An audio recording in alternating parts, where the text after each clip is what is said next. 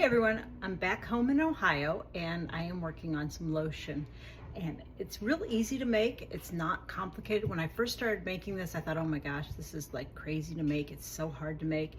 It is not. It is real simple to make, and there's really no specific ingredient list that you have to follow. There's some basics, but I want to tell you that a lot of times what's confusing is how many different recipes are out there and how many different ways you can make something, and really those variations are okay. You don't have to have one formula only.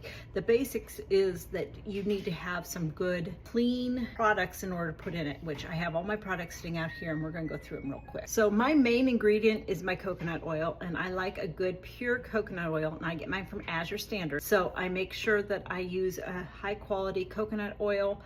This one's expelled pressed. I also put some beef tallow in mine.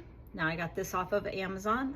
I can connect the link if you need it. And then I take some almond oil and I add, in this one I have lavender, I have my jojoba oil, I have my shea butter, I have some coconut butter, and I have some calendula and some olive oil here. Now I don't use a lot of the oily stuff. I use more of the hardened stuff. Now coconut oil will get softer as it gets warmer. So summertime it gets almost runny. It's almost liquid. So to know those differences is important. But we're going to blend them all together in a double boiler here on the stove. I'm going to start with my coconut oil. Now my coconut oil is fairly solid right now, so it's going to take a little effort, but I'm going to get about a cup out of here. So I decided to make a little bit more because my one daughter loves this stuff, and she did ask me to make her some lotion recently. And so I am going to be making a little bit larger batch than normal. Now I'm going to add some beef tallow in. So it's about 2 cups of coconut oil for a double batch, about half a cup because I forgot I'm doing a double batch here, of beef tallow. So this is unrefined cocoa butter, and I have about a tablespoon's worth here. And this is a solid block, and so I have to take a knife and really go at it in order to get it off. So to make it melt faster, I want to get it into little pieces. Then I'll add it into, so about a tablespoon to 2 tablespoons.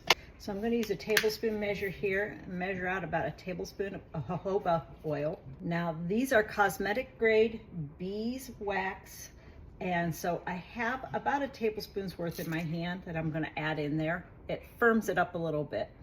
So I strained the lavender out of the oil, and this is the almond oil with lavender going in it. And I strained the calendula olive oil mix.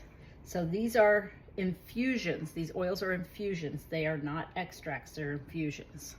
And last but not least, I'm going to add a couple of tablespoons of shea butter.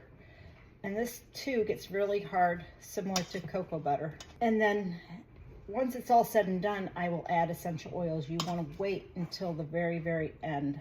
Now I'll turn my burner on and we'll get that water heating so that it will all start to melt together. So once your liquid's melted all together, just in the double boiler, we're gonna pull it off because I like to whip mine, and you have to let it cool for a little while in order to do that. So we're just gonna pull it off the burner and set it on a hot pad and let it cool for a little while. So when you go to whip this, make sure that it's almost starting to firm up so you get this nice white texture.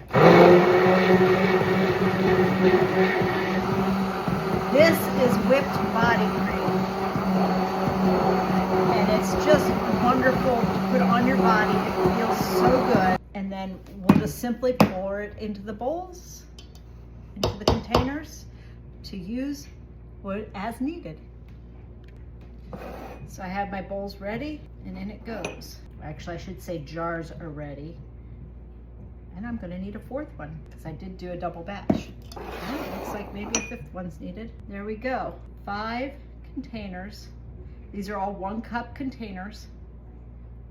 These are the 8-ounce jam jars from Azure Standard.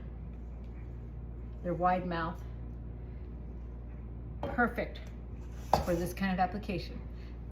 This is Kelly signing off from Yellowknife Homestead. You have a great evening.